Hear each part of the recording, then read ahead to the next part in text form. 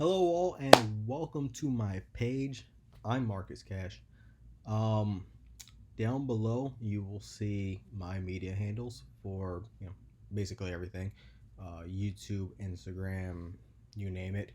I appreciate you stopping by the channel. Before I get into my rant of this episode, be sure to click the bell, like, share, subscribe, comment away, and share with any and all. I do appreciate your time and thank you in advance. That was easy. Hello all and welcome back to my page. I'm Marcus Cash.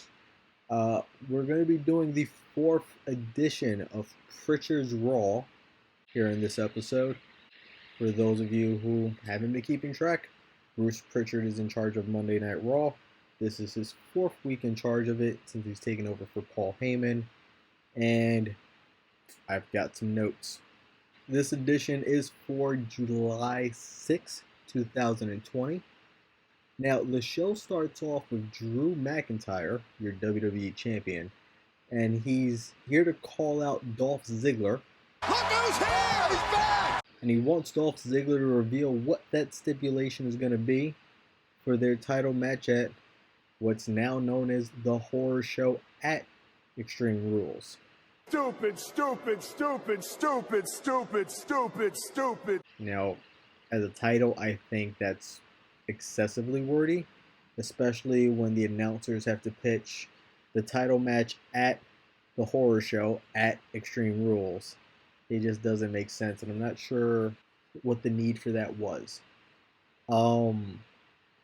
Nonetheless, though, Dolph Ziggler comes out, and he lets us know that he's going to keep it a secret. He knows what that stipulation is going to be for that title match, but the only wrestler I've ever seen that has common sense realizes that that puts him at a disadvantage to reveal it early. So his intention is to reveal what that stipulation is right when that match is about to start. It'll probably end up being the night of the pay-per-view itself, but at least it's not a week in advance, which I never understood why anybody ever did, besides the whole selling tickets thing. But since they haven't been selling tickets for months anyway, this makes sense, and this is how it always should have been in the first place. Anyway, though, Dolph Ziggler, he brings in a friend of Drew McIntyre's, someone Drew McIntyre has left in dust, and that turns out to be Heath Slater. Guess who's back? Guess who's back? Guess who's back? Guess who's back? Guess who's back? Guess who's back? Guess who's back? Now, Heath Slater was fired April 15th of 2020, and they brought him back July 6th of 2020. Not with a new contract, just a one-off appearance. So we think. So I hope. Anyway, Heath Slater, he wants what's owed to him. He wants the title match that was promised to him on a talk show, a WWE talk show, that they were both on, literally right before Heath Slater got fired. He wants a one-on-one title match for the WWE title with Drew McIntyre, and Drew McIntyre doesn't want to give it to him at first, but after a slap to the face, he agrees. He's going to give him that title match, and he's going to give them that title match right now. Pretty quick match. Overall, Heath Slater somehow got a little bit of offense in, but then he needed to take off his t-shirt for some reason, and immediately gets kicked in the face. Claymore for the pin. 1, 2, 3, and Drew McIntyre promptly squashes Heath Slater, as it should be. That was easy. Now, after the match, there's a little bit of a scuffle, so to speak, between Heath Slater and Dolph Ziggler. Dolph Ziggler basically saying that Heath Slater didn't try hard enough or didn't do well enough. Essentially, they didn't soften up Drew McIntyre enough for the title match that Dolph Ziggler has with Drew McIntyre. They come to blows, and Drew McIntyre runs down to make the save, because I guess he needs to make the save for these two guys that are built exactly the same as each other. And afterwards, Drew McIntyre and Heath Slater, they embrace. You want to hug it out? No, not really. Let's hug it out. So that's the end of that. Hopefully we never see that again. They've got another member of 3MB that can get fired as well, for as far as I'm concerned. Another one. But one step at a time.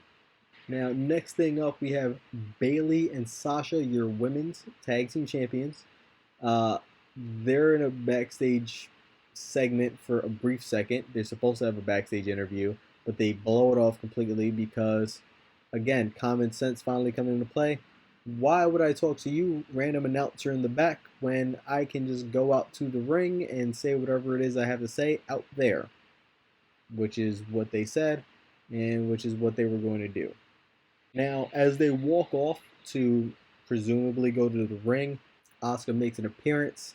The announcer asks her, how does she feel about this uneven scenario where she's by herself and she has to go up against Bayley and Sasha, and Asuka states that she's not by herself.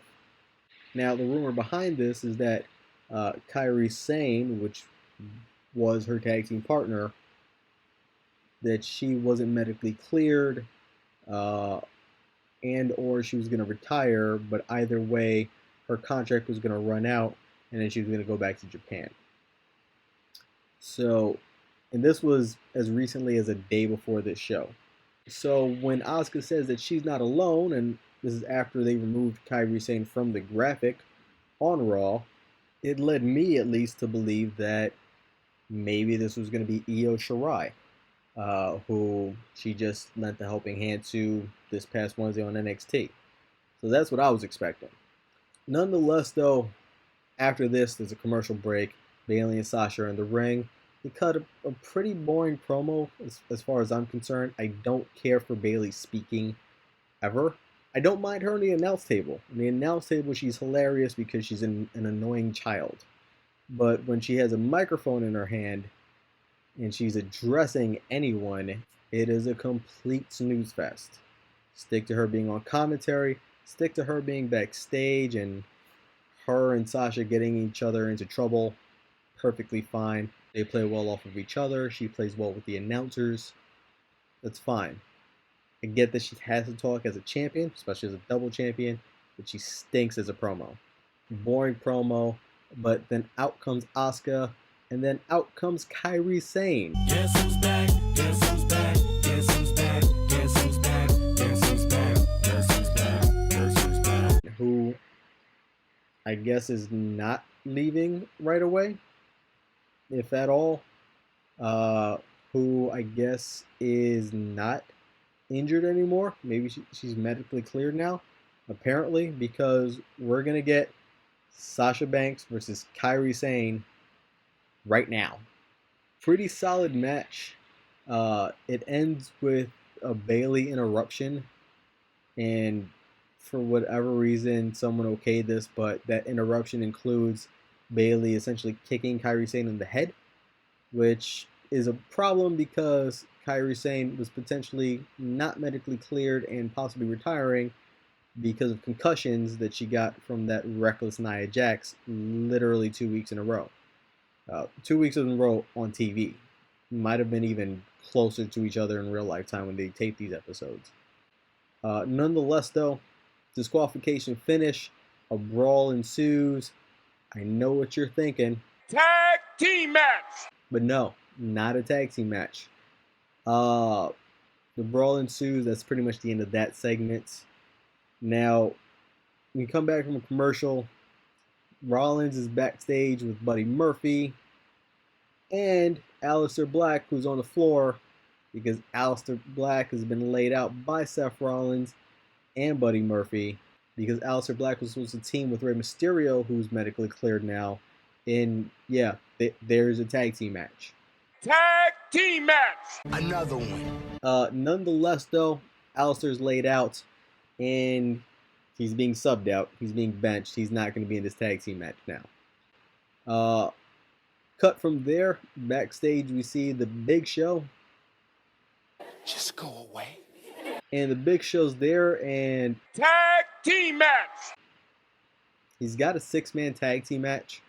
and he's teaming with the Viking Raiders tonight. They're going to be facing Angel Garza, Andrade, and Randy Orton.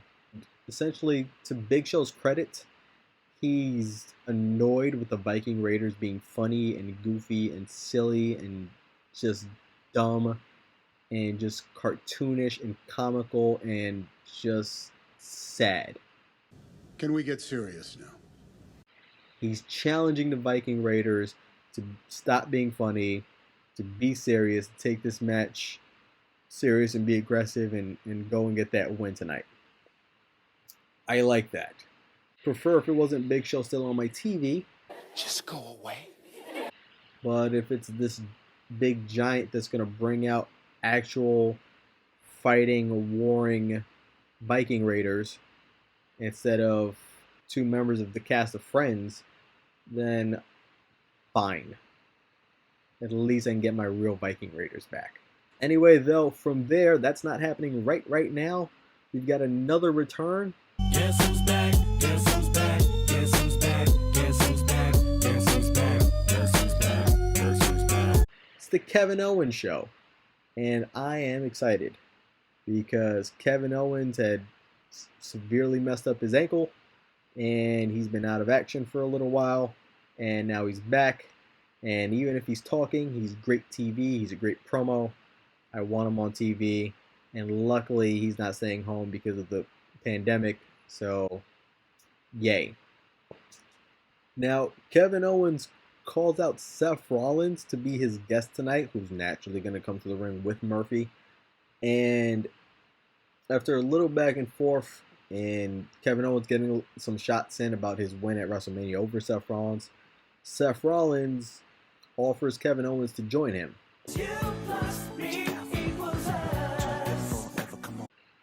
And it fits because he's missing the Authors of Pain, because one's injured and the other one can't be there for whatever reason.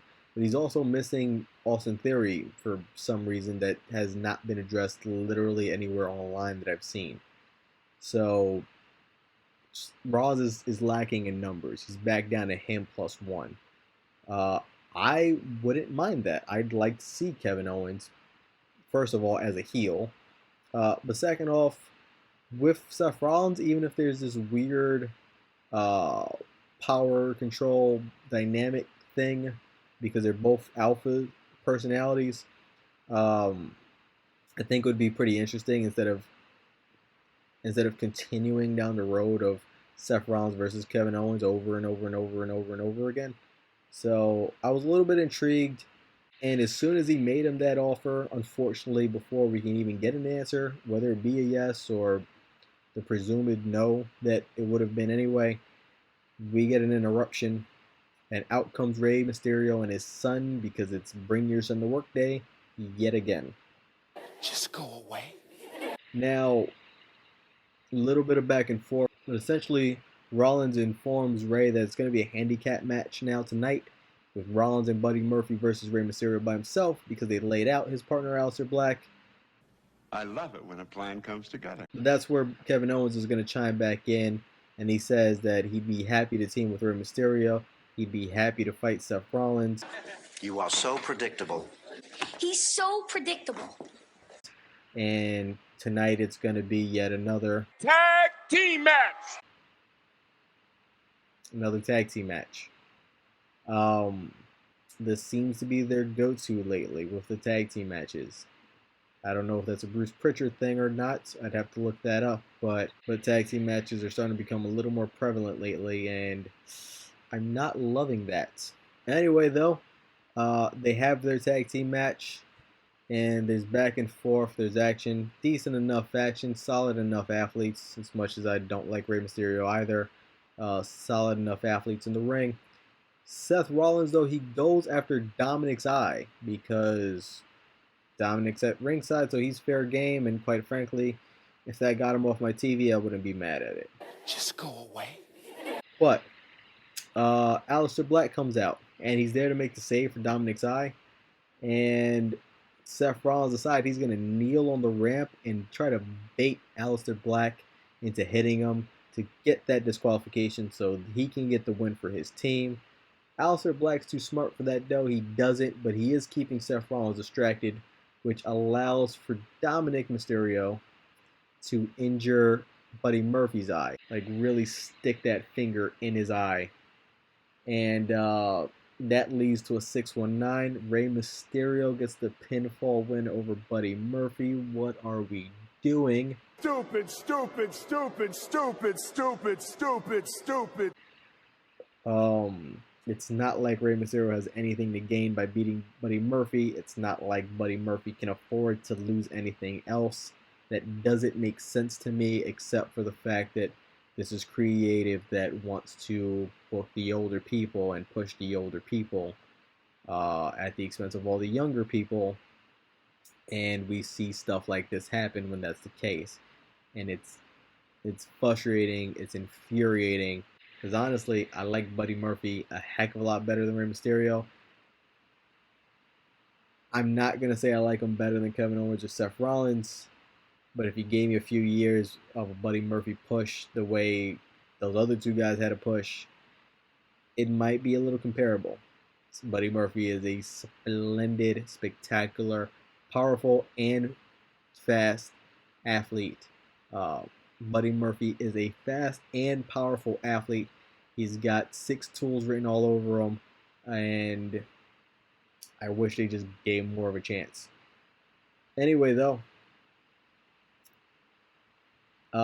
with that win, that allows Rey Mysterio to pick the stipulation for the match he's going to have with Seth Rollins at the Horror Show at Extreme Rules.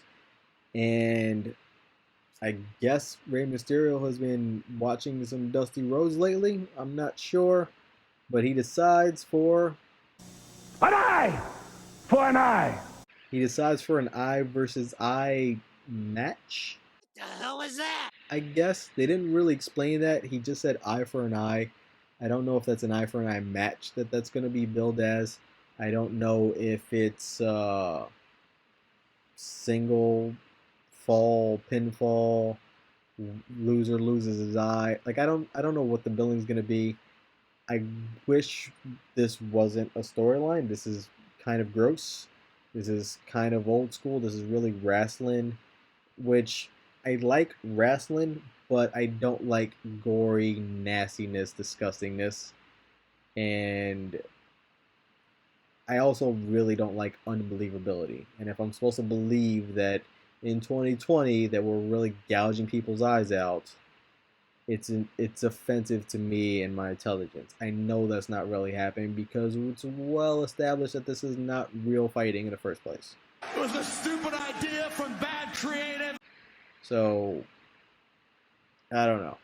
I appreciate the extremeness for an extreme-themed pay-per-view, but I think we're kind of missing the mark and we're grasping at straws a little bit.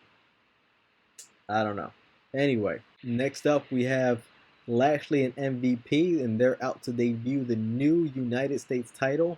Now, I find it odd that it's not Apollo Crews doing this, but apparently Apollo Crews is not even there tonight as the U.S. champion to debut his title, so solid enough explanation since MVP beat Apollo Crews.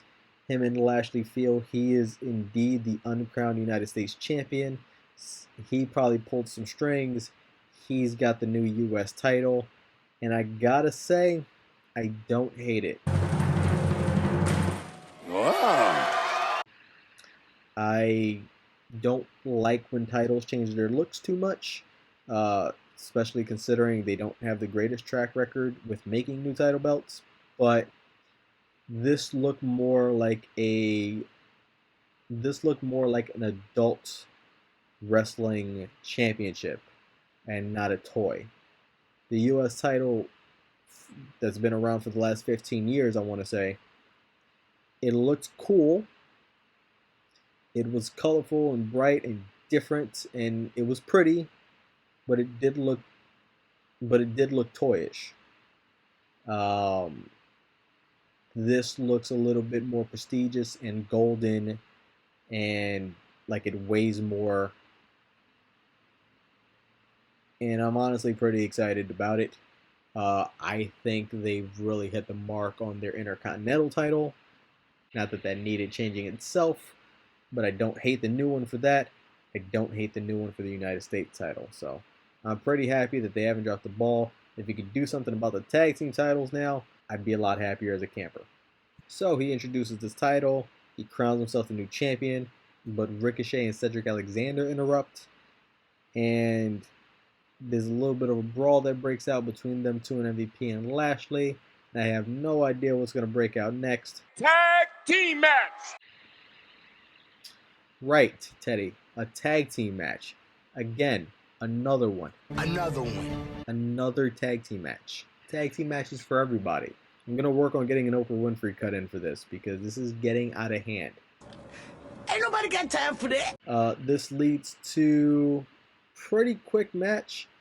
Cedric Alexander eats a spear from Lashley, and that's the pinfall there pretty decisively. I found it odd that the match didn't end with the full Nelson, but they didn't let me down because after the match, Cedric got thrown into the full Nelson anyway.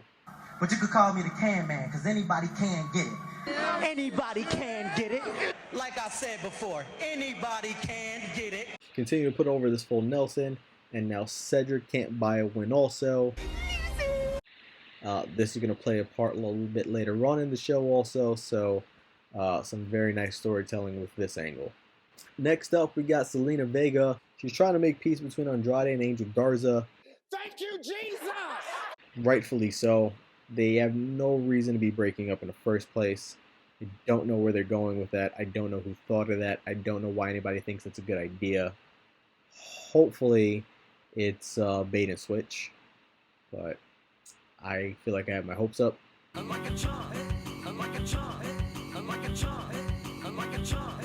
Now Garza offers somewhat of an insincere apology, saying that'll never happen again.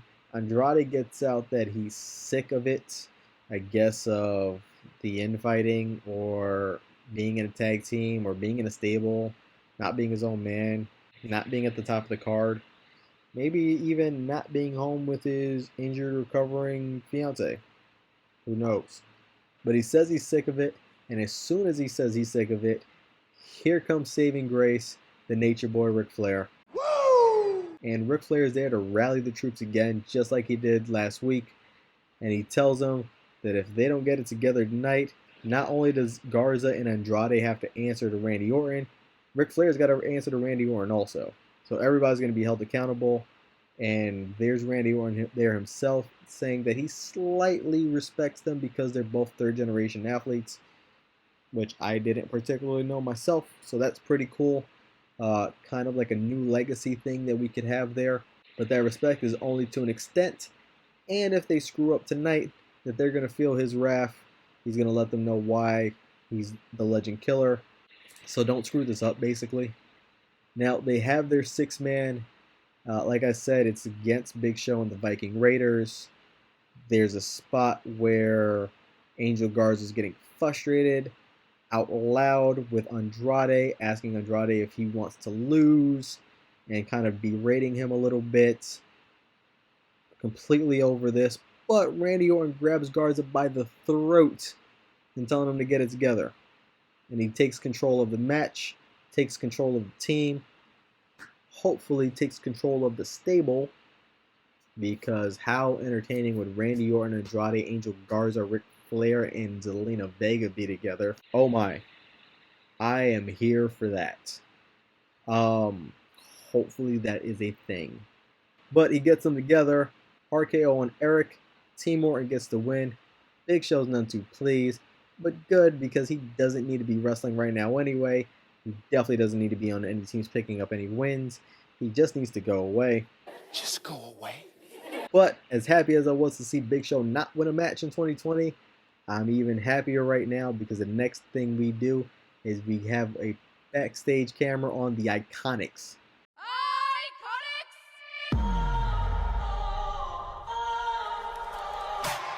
Now, the Iconics are speaking with each other. Apparently tonight, it's going to be Billie Kay going up against Ruby Riott one-on-one, just like last week it was Peyton Royce going up against Ruby Riott one-on-one. So I guess Ruby Riott has her own feud officially with the Iconics. And then we've got that other issue over here with the Liv Morgan thing, who is an enemy of Ruby Riott, but let's be honest, she's going to come in and help out Ruby Riott. We all expect that. It's going to be a tag team feud for another tag team match, but I'm here for that because they were a lot better together anyway, and Iconics are on my TV, and that's always a win because that's best for everybody. Right after that, and the Iconics walk off on Ruby Riott, we have MVP. He's posted up next to a training ring right next to Cedric Alexander. And if you remember, Cedric Alexander just got speared and full Nelson by MVP's guy Lashley. So they're kind of close and not fighting, which is kind of odd. But MVP's trying to get in his ear a little bit, and he's trying to let him know that he's not really succeeding being Ricochet's sidekick because they're not equal partners. Ricochet's getting the network special. Cedric Alexander is not. Cedric's had all the skill and potential in the world, and he'd be better off as his own man. I think they're trying to hint at MVP trying to recruit Cedric now, which I'm here for. I would have liked for him to be successful in recruiting Apollo. I would like for him to be successful in recruiting Cedric. I would have liked to have this also include Ricochet, but out of everybody involved here, Lashley included, the only one that might be able to stand on his own 2 feet here is maybe Ricochet. If anybody's got to be excluded from the stable, I guess that's the guy. But next up, though, we have that match we mentioned a second ago. We have Billie Kay. She's going up against Ruby Riott. Pretty decent women's match. Billie Kay let out a couple of new moves. She has this like top rope eat defeat thing that she did. I've never seen her do that before. And then she also got the pinfall victory with a sit out rock bottom slam kind of thing. I don't know what she's going to call it, but I've never seen her do that before either. So it looks like the Iconics have a new tag team finishing move. Billie Kay's got a new finisher and a new trademark, or 2 new finishers. I'm not sure how they're going to do that. Peyton Royce had a new finisher last week. They're really taking time and effort in building the Iconics, and I'm here for all of it. Like I said repeatedly, and I will say every time the Iconics are on TV, they should never lose a match. They're one of the best things they have going. Hopefully, Bruce Prichard realized this, and he's strapping the rocket ship to both of their backs, but one can only hope. Next up, though, we have our main event, and I'm feeling like this is a little bit underwhelmed at this point. It doesn't feel like a lot of matches has happened for a 3-hour show. There's been reports that they were going to have less matches overall and shorter matches overall because they wanted to have more segments and more talking to get characters over. I feel like that is effective, but it does feel a little odd not having so much actual fighting on the longer wrestling show. So, I don't know. Slight gripes, but main event time, we've got Asuka, we've got Bayley, but right before this, it was proposed that if Asuka wins this match against Bayley, then Asuka and Kairi Sane would get a tag team title match against Sasha Banks and Bayley. My confusion level is on 1,000 because for someone who was supposed to have been done with the WWE altogether, possibly wrestling all together, for her to come back on TV and be featured prominently and be in a potential tag team title match coming up, for them to even suggest that match, I'm completely thrown off and I don't know what to think or believe anymore. But very solid match. 2 very solid women's wrestlers. As I mentioned, don't really care for Bayley, but she's not terrible in the ring. The ending, though, took the wind out of my sails a little bit. They're both champions of their respective shows, so you've got to protect one, so the booking of this match is already odd to begin with. But after some decent action for however long that match that actually was, Asuka gets the Asuka lock on Bayley. You would think that Bayley's going to tap out, but Bayley's a champ. Bayley can't be tapping out, so Bayley gets out of that, but it leads to like a weird roll-up where Asuka gets the pin on Bayley. So, in my opinion, correct decision. Asuka gets the win because, in all honesty, nobody is ready for Asuka. and that leads to the tag title match. And I'm hoping that leads to Sasha and Bayley somehow accidentally costing each other the tag team titles to Kairi Sane and Asuka. But we'll see. SummerSlam is still over a month away. We still got a little bit of slow burning to do. I want to see it happen already. I've been tired of this tension for months and over it for months. Tired of the friendship, quite frankly, for years at this point. I want to see them fight. I want to see them all fight. I don't know. I didn't hate the show this week. I didn't love the show either. I was a fan of the first three.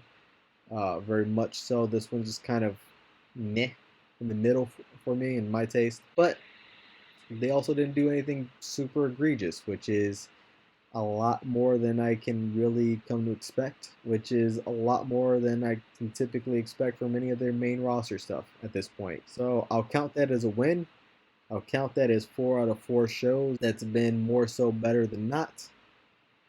And hopefully it can continue. It can improve even more, and I can continue eating my words for the complete lack of credit I gave it when the news broke that this was happening in the first place. Anyway, though, but that pretty much covers Prichard's Raw episode 4. Leave your comments down below. It's okay. You can do it. You're allowed to. Have at it. Say whatever it is you want to say. But also like, share, and subscribe. That was easy. More content is on its way. Non-wrestling related stuff. Prichard's Raw will see you next Tuesday morning. And I'll catch you next time.